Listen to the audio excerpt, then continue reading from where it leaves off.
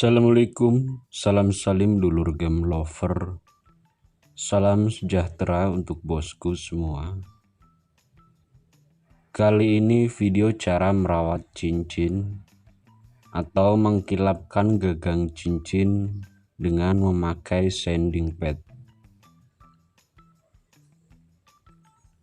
Untuk prosesnya saya pakai dua tahap. Tahap pertama menghaluskan cincin. Tahap kedua mengkilapkan cincin. Sebelum lanjut ke video ini, diharapkan bagi Anda pecinta batu akik, dukung channel ini dengan menekan tombol subscribe dan tekan tombol loncengnya. Terima kasih.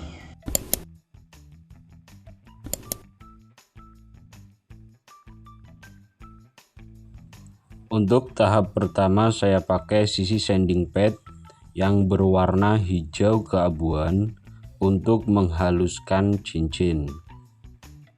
Selanjutnya untuk tahap kedua saya pakai sisi sanding pad yang berwarna putih untuk mengkilapkan cincin.